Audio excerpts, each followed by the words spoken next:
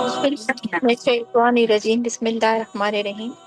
انشاءاللہ تعالیٰ عظیم آج ہم سورہ المدثر کی تلاوت کے بعد اس کا ترجمہ اور تفسیر کو پڑھ کر سمجھنے کی کوشش کریں گے۔ پناہ مانگتی ہوں اللہ کی شیطان مردود کے شر سے۔ اللہ کے نام سے شروع کرتی ہوں جو نہایت مہربان رحم والا ہے۔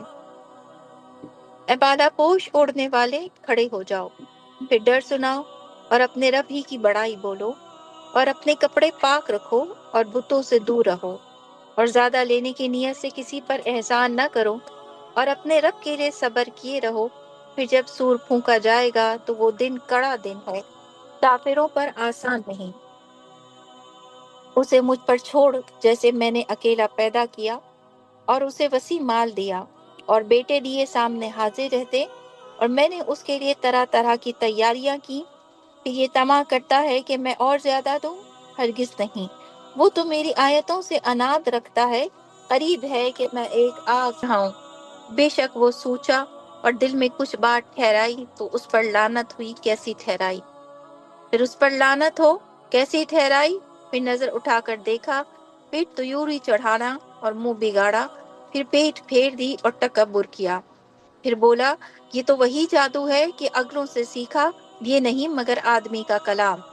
کوئی دم جاتا ہے کہ میں اسے دوزخ میں دھساتا ہوں، اور میں نے اور تم نے کیا جانا، دوزخ کیا ہی نہ چھوڑے گی، نہ لگی رکھی۔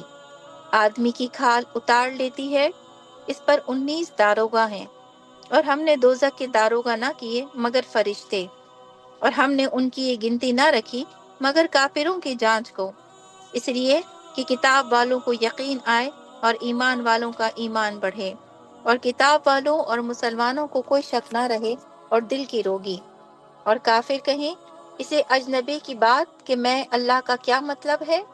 یوں ہی اللہ گمراہ کرتا ہے جسے چاہے اور ہدایت فرماتا ہے جسے چاہے۔ اور تمہارے رب کے لشکروں کو اس کے سوا کوئی نہیں جانتا، اور وہ تو نہیں مگر آدمی کے لیے نصیحت۔ ہاں ہاں، چاند کی قسم، اور رات کی جب پھیٹ پھیرے اور صبح کی جب اجالے ڈالے۔ بے شک دوزخ بہت بڑی چمیزوں میں کی ایک ہے۔ آدمیوں کو ڈراؤ اس سے جو تم میں چاہے کہ آگے آئے یا پیچھے رہے۔ ہر جان اپنی کرنی میں گروی ہے، مگر داہنی طرف والے باغوں میں پوچھتے ہیں مجرموں سے تمہیں کیا بات دوزخ میں لے گئی؟ وہ بولے ہم نماز نہ پڑھتے تھے اور مسکین کو کھانا نہ دیتے تھے اور بیوہ فکر والوں کے ساتھ بیوہ فکرے کرتے تھے، اور ہم انصاف کے دن کو جھٹلاتے رہے یہاں تک کہ ہمیں موت آئی۔ تو انہیں سفارشوں کی سفارش کا کام نہ دے گی، تو انہیں کیا ہوا، نصیحت سے منہ پھیرتے ہیں، گویا وہ بھڑکے ہوئے گدھے ہیں کہ شیر سے بھاگے ہوں۔ بلکہ ان میں کا ہر شخص چاہتا ہے کہ کھلے صحیفے اس کے ہاتھ میں دے دیے جائیں، ہرگز نہیں، بلکہ ان کی آخرت کا ڈر نہیں۔ ہاں ہاں، بے شک وہ نصیحت ہے جو چاہے اس سے نصیحت لے، اور وہ کیا نصیحت مانے مگر جب اللہ چاہے، وہی ہے ڈرنے کے لائق، اور اس کی شان ہی مغفرت فرمانا ہے۔ صدق اللہ العلی العظیم۔ میری بہنوں، اب سورہ المدثر کی تفسیر کو سمجھنے کی کوشش کرتے ہیں۔ سورہ مدثر مکیہ ہے، اس میں 2 رکوع، 56 آیتیں، 255 کلمے، 1010 حروف ہیں۔ یہ خطاب جو ابھی ہم نے پڑھا اے بالا پوش اوڑھنے والے، اس کی اصل میں ایک شان نزول ہے میری بہنوں، اور شان نزول یہ ہے کہ سید عالم صلی اللہ علیہ وآلہ وسلم نے فرمایا کہ غار حرا پر تھا میں کہ مجھے ندا کی گئی، یا محمد انکا رسول اللہ۔ میں نے اپنے بائیں دائیں دیکھا، کچھ نہ پایا۔ اوپر دیکھا، ایک شخص آسمان زمین کی طرف بیٹھا ہے، یعنی کوئی فرشتہ ہے جس نے ندا کی تھی۔ یہ دیکھ کر مجھ پر ایک غلبہ طاری ہوا، اور میں جلد ختیجہ کے پاس آیا، اور میں نے کہا مجھے بالا پوش اڑاؤ۔ انہوں نے اڑا دیا۔ ابھی یہ معاملہ چل ہی رہا تھا کہ جبرائیل امی آئے، اور انہوں نے صدا لگائی یا ایھا المدثر، یعنی کہ اے بالا پوش اوڑھنے والے۔ اب اللہ تعالیٰ فرماتا ہے کہ سنو اے میرے بندو، میں یہ جو بات تمہیں بتا رہا ہوں شان نزول کے ذریعے، کہ پیغمبر خدا محمد صلی اللہ علیہ وآلہ وسلم کی ہر ادا اللہ رب العالمین کو اس قدر عزیز تھی کہ آپ کبھی چادر اوڑھتے تھے تو یا ایھا المزمل اللہ پکارتے تھے، آپ کبھی بالا پوش اوڑھتے تھے تو اللہ رب العالمین انہیں یا ایھا المدثر فرماتا تھا۔ اللہ فرماتا ہے مجھے اپنے نبی کی ہر ادا سے محبت ہے، میرے بندوں ہر ادا سے محبت ہے، لہٰذا وہ جس حالت میں ہوتے تھے، میں جب جبریل امی کو بھیجا کرتا تھا، ان پر وہی نازل فرماتا کرتا تھا، وہ جس حالت میں ہوتے تھے انہی حالت میں ان سے کلام کیا کرتا تھا، میں انہی حالت میں انہیں پکارا کرتا تھا تاکہ اے میرے بندو تمہیں یقین آ جائے کہ محمد صلی اللہ علیہ وآلہ وسلم سے اللہ کتنا نزدیک ہے۔ اللہ تعالیٰ فرماتے ہیں کہ اے میرے بندو، پھر جب سید عالم صلی اللہ علیہ وآلہ وسلم نے اللہ اکبر فرمایا اور حضرت خدیجہ نے حضور کی تکبیر سن کر تکبیر کہی، یعنی کہ آپ نے بھی سامنے اللہ اکبر ہی جواب دیا اور بہت خوش ہو گئیں اور انہیں یقین ہو گیا کہ کوئی نہ کوئی وحی آئی ہے۔ اللہ تعالیٰ فرماتے ہیں اے میرے بندو، حضرت خدیجہ الکبریٰ عورتوں میں سب سے پہلے اسلام لانے میں سبقت لے گئیں۔ جب کوئی یقین نہیں کرتا تھا اور پیغمبر خدا جب ان سے فرماتے تھے کہ مجھ پر کوئی چیز آتی ہے، اور وہ جب کوئی چیز آتی ہے تو وہ فرشتہ مجھے آواز دے کے کہتا ہے کہ یہ وحی ہے، وحی اس اللہ رب العالمین کی طرف سے جو سارے جہان کا رب ہے۔ اے خدیجہ الکبریٰ، میں یہ بات آپ سے شیئر کرتا ہوں، میرے دل کے پاس کوئی اتنا قریب نہیں۔ حضرت خدیجہ الکبریٰ ہمیشہ سن کر خوشی سے جھومتی تھی اور کہتی تھی آپ کو بہت مبارک ہو پیغمبر خدا کہ اللہ رب العالمین نے آپ کو چن لیا، اور میں اللہ پر اور آپ پر یقین لاتی ہوں۔ اللہ پاک فرماتے ہیں اے میرے بندوں، پھر اس کے بعد ہوا ایسا کہ میں نے پیغمبر خدا سے فرمایا کہ اے پیغمبر خدا سنیے، آج کے بعد اور آج کے بعد جتنے مسلمان ہیں ان سب سے فرمائیے گا کہ اللہ رب العالمین پسند فرماتا ہے عبادت میں کھڑے ہو جانا، اور اللہ تعالیٰ پسند فرماتا ہے اپنی تعریف، اس تعریف کو جو بندے اپنے اللہ رب العالمین کی کرتے ہیں۔ اور سنیے، اللہ تعالیٰ پسند فرماتا ہے اپنے بندوں کے پاک لباس کو، نہایت پاک لباس کو۔ یاد رکھیے، یہ جو عربی جس طرح کا لمبا لباس پہنتے ہیں، ان کے لمبے لباس کی وجہ سے اکثر و بیشتر ان کے کپڑے ناپاک ہو جاتے ہیں، جس کا انہیں علم نہیں ہوتا۔ یا رسول اللہ، اللہ رب العالمین نجس کپڑوں کو پسند نہیں فرماتا، اس لیے اللہ آپ کو حکم دیتا ہے کہ آپ اپنے پاک کپڑوں کو ہمیشہ زیب تن رکھیے، اور کپڑے پہنتے وقت اس بات کا خیال رکھیے کہ کہیں ایسا نہ ہو کہ کپڑے کہیں سے ناپاک ہو یا نجس ہوں۔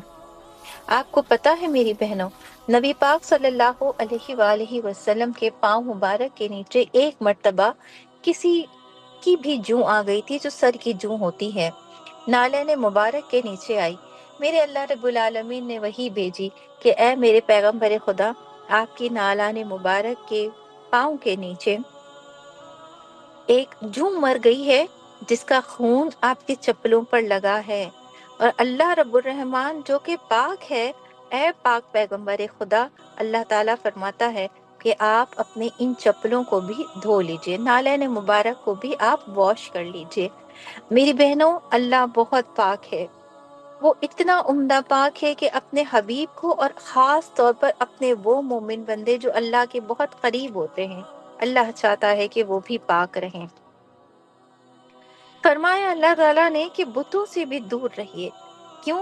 اس کا مقصد یہ ہوا کہ وہ جو مندر بنے ہوئے ہوتے ہیں یا جہاں پہ چرچز بنے ہوئے ہوتے ہیں، اکثر لوگ انہیں ایسے ہی چلے جاتے ہیں کہ چلو ہم کچھ دیکھ کر آئیں گے۔ اللہ تعالیٰ فرماتا ہے کہ اے میرے مومن بندو، وہ کوئی جانے یا کوئی انٹرٹینمنٹ پلیس نہیں ہے، وہ وہاں پر تو اللہ تعالیٰ کا عذاب برس رہا ہوتا ہے۔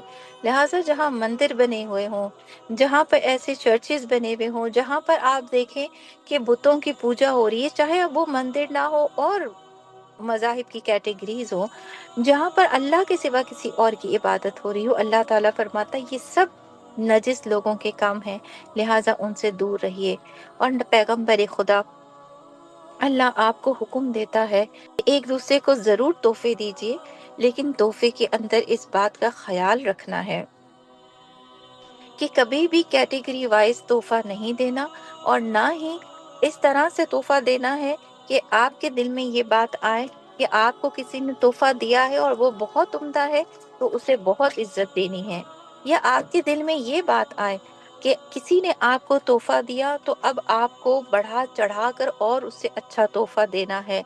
اگر اللہ تعالیٰ نے استطاعت دی ہے میرے بندوں، اللہ فرماتا ہے ٹھیک ہے، تم اسے بڑھا چڑھا کر اس کی محبت کا بدلہ دو، مگر اگر تم نہیں کر سکتے تو یہ دینے والا یہ نہ سوچے کہ مجھے اس سے بڑھ کر ملے گا تحفے میں، اور لینے والا اس لیے اس کو عزت نہ دے زیادہ کہ اس نے بہت بڑا مال دیا اور کسی غریب کا دل نہ دکھائے کہ اس کی تو کوئی حیثیت ہی نہیں تھی۔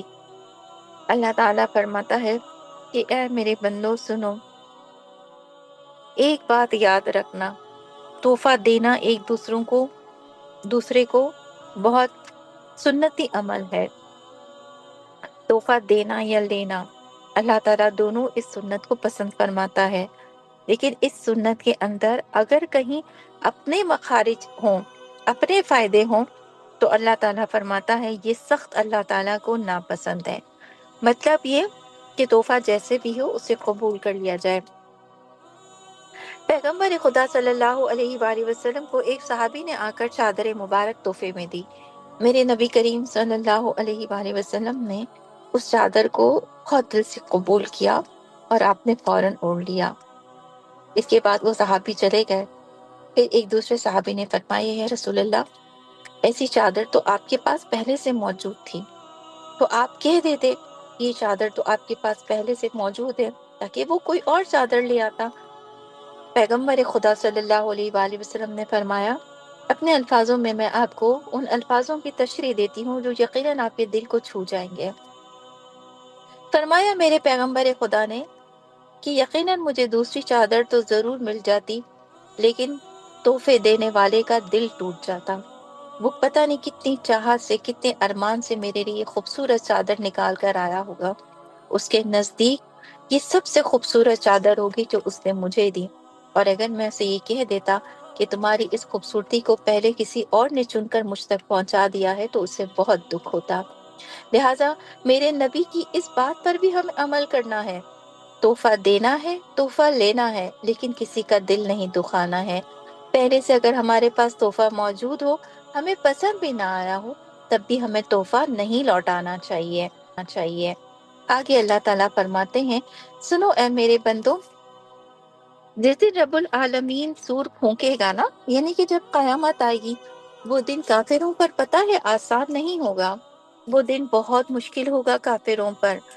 اللہ تعالیٰ فرماتے ہیں کہ اللہ رب العالمین یہ دن صرف اور صرف مومنوں کے لیے آسان کرے گا، کیونکہ مومن ایک قرآن مجید کی کتاب لے کر اس دنیا میں آیا ہے، اس کے لیے تحفے میں ملنے والی اللہ رب العالمین کے تمام احکامات اور پیغمبر خدا کی سنت بھری زندگی ملی ہے اسے، لہٰذا وہ ہر ایک بات پر عمل کرتے کرتے درجات کی بلندی پر پہنچے گا۔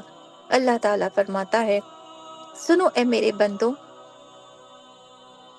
پیغمبر خدا صلی اللہ علیہ وآلہ وسلم سے بھی تمہارے رب نے فرمایا تھا اے میرے پیغمبر خدا، کافروں پر آسان نہیں ہوگا قیامت کا دن۔ آپ کو پتہ ہے جس طرح سے یہ دنیا میں اکیلے پیدا ہوئے ہیں نا، ویسے ہی روز آخرت آپ انہیں بھی اکیلا چھوڑ دیجیے گا۔ اللہ تعالیٰ فرماتا ہے اے میرے بندو، تمہیں پتہ ہے تم اس دن اکیلے نہیں ہوگے، کیوں؟ کیونکہ تمہاری شفاعت فرمانے کے لیے پیغمبر خدا محمد صلی اللہ علیہ وآلہ وسلم وہاں پر ہوں گے، وہ تمہیں حوض کوثر سے پانی پلا رہے ہوں گے، کہیں تمہارے درودوں کا نذرانہ بھرا ایک رکا تمہارے عمل کی میزان میں ڈال رہے ہوں گے، تو کہیں تم لوگوں کو پل صراط پر ثابت قدمی کے ساتھ پل صراط پار کرا رہے ہوں گے۔ نہ تم اس دنیا میں اکیلے ہو میرے بندو، نہ تم اس دنیا میں اکیلے ہوں گے۔ ہاں اللہ فرماتا ہے یہ بات سن لو کہ رب العالمین نے کافروں کے لیے بارے میں فرمایا ہے کہ ولید بن مغیرہ مخوری کے حق میں کہ وہ اپنی قوم میں وحید کے لقب سے بہت زیادہ مشہور تھا، کھیتیاں اور بہت سارے مویشی اور بہت سارے اس کے بزنس تھے، اور 1 لاکھ نقد دینار کی حیثیت وہ رکھتا تھا اینی ٹائم۔ اللہ تعالیٰ فرماتے ہیں طائف میں اس کا بہت بڑا باغ تھا، جو سال میں ہر وقت پھلوں سے بندھا ہوا رہتا تھا۔ کوئی سال کا ایسا وقت نہیں ہوتا تھا کہ ان کے باغ پھلوں سے خالی ہوں۔ سنو، ان کی تعداد جو ہوتی تھی وہ ماؤ 10 ہوتی تھی، کیونکہ وہ بہت مالدار تھے۔ اللہ تعالیٰ نے انہیں اتنا مال دیا تھا کہ انہیں کبھی اپنے پرسنل بزنس کے لیے کہیں پر بھی سفر پر جانے کی ضرورت ہی نہیں پڑتی تھی۔ لہٰذا ان کے بیٹے اپنے باپ کے سامنے ہی رہتے تھے۔ ان میں سے 3 کو اللہ تعالیٰ نے دین اسلام کا نور عطا فرمایا، خالد اور حشام اور ولید بن علید۔ اللہ تعالیٰ فرماتے ہیں انہیں ریاست بھی عطا کی گئی تھی، اور اللہ تعالیٰ نے ان کی عمریں بھی بڑی دراز رکھی تھیں۔ لیکن ہوا کچھ یوں کہ انہوں نے اللہ کی بارگاہ میں ناشکری کرنا شروع کر دی تھی، لہٰذا اللہ تعالیٰ نے ان کی اولاد میں بھی کمی فرما دی، اور پھر ان کے مال میں بھی کمی کرتا چلا گیا، یہاں تک کہ وہ ہلاک کر دیا گیا۔ اللہ تعالیٰ فرماتے ہیں پتہ ہے میرے بندو، میں تمہیں یہ بات کیوں بتا رہا ہوں؟ تو سنو، تمہیں اس لیے بتا رہا ہوں کہ تمہارے اللہ کو شکر بہت پسند ہے۔ میں تمہیں اس لیے بتا رہا ہوں کہ زندگی کے کسی بھی حال میں رہنا، تمہیں جتنا بھی مال و دولت اللہ عطا فرما دے، اس پر اللہ کا شکر ادا کرتے رہنا، کبھی ناشکری مت کرنا۔ اگر ناشکری کرو گے نا تو پھر جو تمہیں دیا ہے وہ بھی تم سے تمہارا رب لے لے گا۔ اور سنو، میں تمہیں ایک اور بات بتاؤں کہ جب سید عالم صلی اللہ علیہ وآلہ وسلم نے مسجد میں تلاوت فرمائی تھی، وہ آیت کیا تھی؟ حامیم تنزیل الکتاب من اللہ عزیز العلیم۔ تو ولید نے سنا، اور اس کی قوم میں مجلس میں آ کر اس نے کہا، خدا کی قسم میں نے محمد صلی اللہ علیہ وآلہ وسلم سے ابھی ایک کلام سنا، نہ وہ آدمی کا نہ وہ جن کا کلام تھا، با خدا بڑی عجیب مٹھاس تھی، بہت پیاری تازگی تھی میرے نبی کی زبان مبارک پہ، اور دلکشی کا یہ عالم، یہ کلام سنتے ہی میرے دل پر غالب آ گیا۔ قریش کو ان تمام باتوں سے بہت دکھ ہوا۔ قریش کون؟ جو کہ کافر تھے۔ لہٰذا ان میں مشہور ہو گیا کہ ولید اپنے آبائی دین سے نکل گیا ہے۔ ابو جہل نے ولید کو ہموار کرنے کا ذمہ لے لیا، یعنی کہ یہ کہا کہ فکر مت کرو اے کافرو، ولید کو دیکھو دوبارہ میں کیسے اسی بت پرستی کے دین پر لے کر آتا ہوں۔ پھر اس کے پاس گیا اور بہت غمزدہ صورت بنا کر ابو جہل بیٹھ گیا۔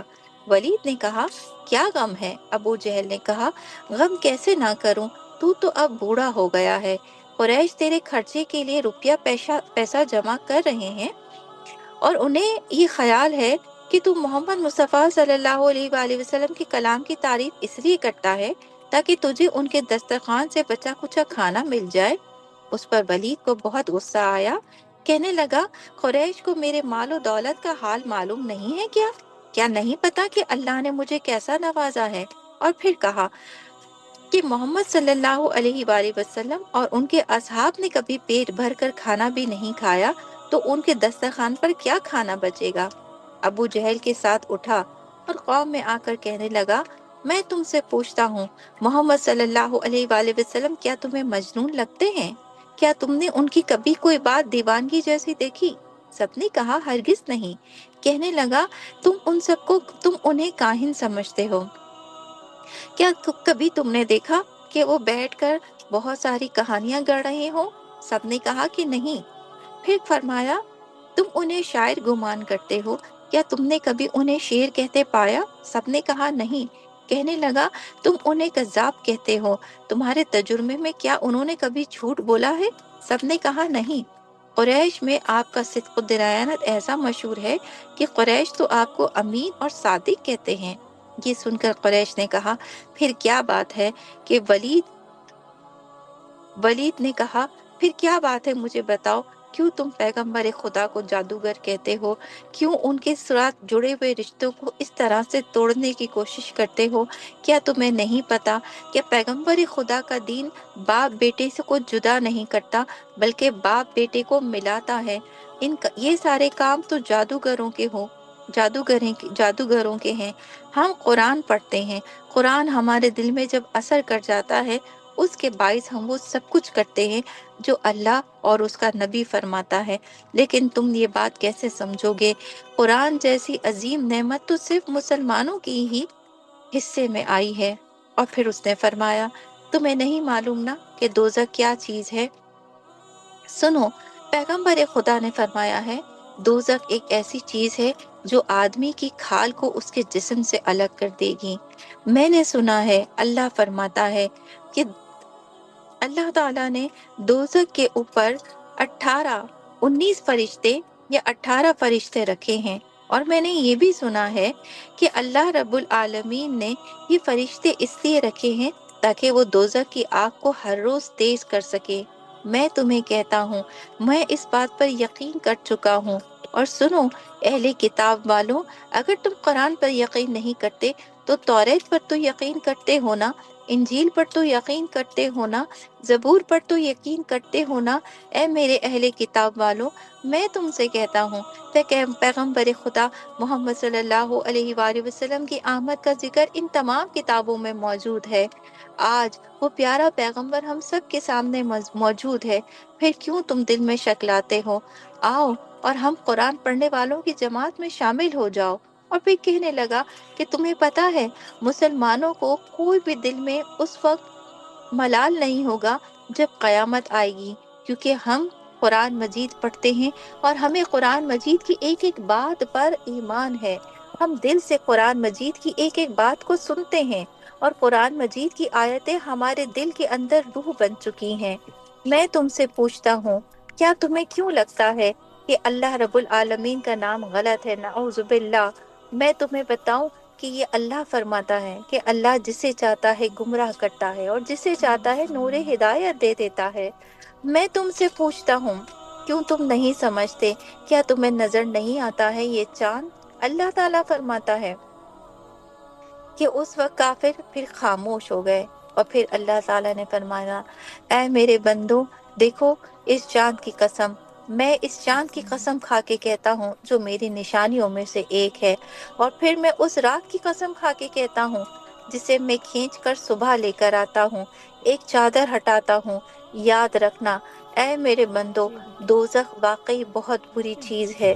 اے پیغمبر خدا، آپ آدمیوں کو ڈرائیے کہ وہ دوزخ میں نہ جائیں اور اس دوزخ سے پیچھے ہٹ جائیں جہاں پر جانے کے بعد کبھی کوئی نہیں نکل سکے گا۔ ہاں، رائٹ ہینڈ والوں کے لیے اللہ تعالیٰ فرماتا ہے کہ اللہ نے ان مومن بندوں کے لیے جو سیدھے ہاتھ پہ کھڑے ہوں گے بڑے پیاری جنت ان کے لیے بنائی ہے۔ لیکن اللہ فرماتا ہے کہ رب العالمین جب پوچھے گا لیفٹ ہینڈ والوں سے کہ بتاؤ تو صحیح کہ تمہارا حال کیا ہوا، کبھی اللہ پوچھتا ہے، اللہ فرماتا ہے کہ اے میرے بندو جو تم رائٹ ہینڈ سائڈ پہ کھڑے ہوئے ہوگے وہ بھی لیفٹ سائڈ والوں سے پوچھو گے، بتاؤ تو صحیح کہ کیا ایسی بات ہوئی کہ تمہیں اللہ نے دوزخ میں ڈال دیا؟ تو وہ خود کہیں گے کہ ہم تمہیں کیا بتائیں، ہم تمہاری طرح نماز نہیں پڑھتے تھے، ہم تمہاری طرح مسکینوں کو کھانا نہیں دیتے تھے، ہم بےہدہ باتیں کرتے تھے، بےہدہ قسم کی فکریں پالتے تھے، ہم کبھی انصاف نہیں کرتے تھے، یہاں تک کہ ہم موت کو دیکھتے ہوئے بھی موت کو جھٹلاتے رہے۔ تم کتنے خوش نصیب ہو، تمہارے پاس سفارش کرنے والے پیغمبر خدا ہیں، یہ وہی پیغمبر خدا ہے نا۔ یہ کافر کہیں گے کہ جن کو ان کے باپ داداؤں نے بھی جھٹلایا تھا اور انہوں نے بھی جھٹلایا تھا۔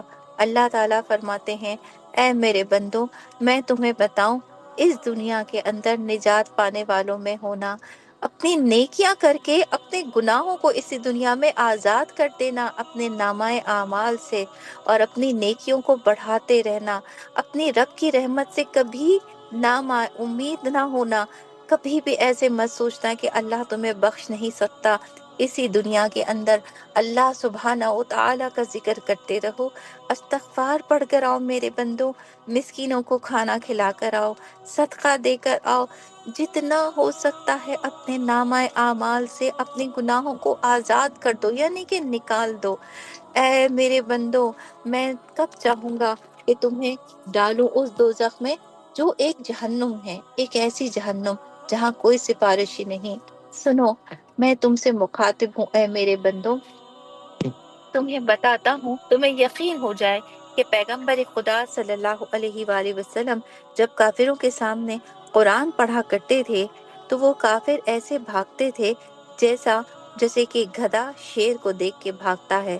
میرے پیغمبر خدا محمد صلی اللہ علیہ وآلہ وسلم جب تلاوت قرآن پاک پڑھا کرتے تھے، سنایا کرتے تھے، جب ان پر وحی نازل ہوتی تھی تو یہ سارے کافر گدھوں کی طرح بھاگ جایا کرتے تھے۔ میرے پیغمبر خدا ایک شیر ہیں، ان پر نازل ہونے والا قرآن ایک ایسا نوری کتاب ہے کہ جسے اگر یہ کافر سن لیتے دل سے تو ان کے دل میں بھی نور اتر جاتا۔ میں تم سے کہتا ہوں اے میرے بندو، رب العالمین اگر چاہتا نا تو کھلے کھلے صحیفے بھی ان کے ہاتھوں میں دے دیتا، یعنی کہ ایک پیپر اترتا آسمان سے۔ And اللہ فرماتا ہے اٹس پاسبل فار دا اللہ تعالیٰ، کیونکہ پہلے جب موسیٰ علیہ السلام پر صحیفے نازل ہوتے تھے تو وہ پورے پورے تختیوں پر اللہ تعالیٰ نازل فرماتا تھا، تختیوں پر لکھ دیا جاتا تھا سامنے پہاڑوں کے۔ اللہ فرماتا ہے that's possible too، اگر میں چاہتا تو پیغمبر خدا کے سامنے بھی ایسے ہی صحیفے آ جاتے۔ یہ جو کافر فرما رہے ہیں نا کہ اللہ رب العالمین اگر سچ ہے، پیغمبر خدا صلی اللہ علیہ وآلہ وسلم اگر پیغمبر ہے، تو پھر ایسا کیوں نہیں ہوتا کہ کوئی ایسی کتاب اترے جو صفحے کے ساتھ اترے اور وہ صفحے یہ لوگ خود دیکھیں۔ اللہ تعالیٰ فرماتا ہے یہ بے عقیدہ لوگ اگر سمجھتے تو پیغمبر خدا پر نے جتنے معجزات دکھائے ہیں کیا وہ معجزات کم تھے؟ میرے آقا جس گلی سے گزرتے تھے وہ گلی خوشبو سے معطر ہو جاتی تھی۔ میرے آقا صلی اللہ علیہ وآلہ وسلم جب مسکراتے تھے تو دندان مبارک سے نکلنے والا نور زمین و آسمان کو منور فرما دیتا تھا۔ پیغمبر خدا اگر کسی بغیر چراغ والے گھر میں چلے جاتے تھے تو وہاں میرے پیغمبر خدا کی موجودگی سے خود بخود نور ہو جاتا تھا۔ چاند جیسا کھلونا میرے پیغمبر خدا کے ہاتھ کے اشاروں پر چومتا تھا۔ سورج جیسی عظیم چیز نماز عصر کے لیے علی مرتضی رضی اللہ تعالیٰ عنہ کی خاطر پیغمبر خدا نے اشارے سے پھر سے ظاہر فرما دیا، طلوع کر دیا سورج جیسی چیز کو۔ انگشت مبارک سے پانی کے فوارے نکلے ہیں، چاند کے 2 ٹکڑے ہوئے ہیں، اور بھی پتہ نہیں کیا کیا۔ جس کڑوے پانی کے اندر لعاب میرے نبی کا پڑ گیا، وہ لعاب، وہ کنواں آج بھی آب شفا بن کر جاری ہے۔ اللہ فرماتا ہے اگر یہ عقل کے اندھے سمجھتے تو پیغمبر خدا کے ایک ایک معجزے پر اپنی جان کو پھینک دیتے، لیکن انہیں کیا فکر تھی، کیونکہ ان کے لیے تو اللہ نے چن لیا تھا اس دوزخ کی آگ کو جن کا ابھی انہیں خود بھی گمان نہیں۔ اے میرے بندوں، اللہ فرماتا ہے اے میرے بندو سنو، ہاں سنو، بے شک یہ قرآن مجید ایک نصیحت ہے، یہ صرف ایک بک نہیں ہے، بلکہ یہ مکمل ایک ایسی شیورٹی کے ساتھ کتاب اتاری گئی ہے۔ میرے مومن بندو، اگر تم اس نصیحت کو مانو گے نا تو یقین کرو جیسا اللہ سے ڈرنے کا حق ہے تم ویسا ہی ڈرو گے، اور جیسا اللہ کی شان سے مغفرت مانگنے کا حق ہے تم ویسی ہی مغفرت اپنی طلب کرو گے، اور تمہارا رحمان خدا یقیناً تمہیں اس قرآن مجید کی تلاوت کے صدقے میں بخش دے گا۔ تمہارا مہربان رب چاہتا ہے کہ تم جنت کا حصہ بنو۔ اے میرے مومن بندو، میں تم سے فرماتا ہوں پیغمبر خدا صلی اللہ علیہ وآلہ وسلم کی بات کو مان کر آنا۔ میں تم سے کہتا ہوں صدقے دیتے رہنا، میں تم سے کہتا ہوں کہ اپنی نمازوں کے پابند رہنا، میں تم سے کہتا ہوں مسکینوں کو کھانا کھلانا، میں تم سے کہتا ہوں کہ کبھی بھی بےہودہ فکریں مت پالنا اور نہ ہی بےہودہ باتیں کرنا، میں تم سے کہتا ہوں کہ جب تمہیں انصاف کے کٹہرے میں کھڑا کیا جائے تو ہمیشہ سچ بات کر کے آنا، یہاں تک کہ تمہیں پھر موت آ لے اور عالم نزا کا وقت آئے اور تم دیکھ لو وہ نورانی فرشتہ جو تمہارے پاس آئے تمہیں ایک خوبصورت موت کے آگوش میں لے کے جائے، اور جب تم قبر میں اترو تو نور خدا کی تجلی تم پر ظاہر ہو۔ پیغمبر خدا محمد صلی اللہ علیہ وآلہ وسلم کی جب تمہیں زیارت ہو اتنے درود پڑھ کر آنا کہ جب پیغمبر خدا کی زیارت تمہیں قبر میں ہو تو تم درود پڑھتے ہوئے اٹھو۔ وما علینا الا البلاغ۔ اللہ رب العالمین ہم سب کو اچھے کام کرنے کی اور قرآن مجید کی ایک ایک بات پر عمل کرنے کی توفیق عطا فرمائے۔ آمین ثم آمین۔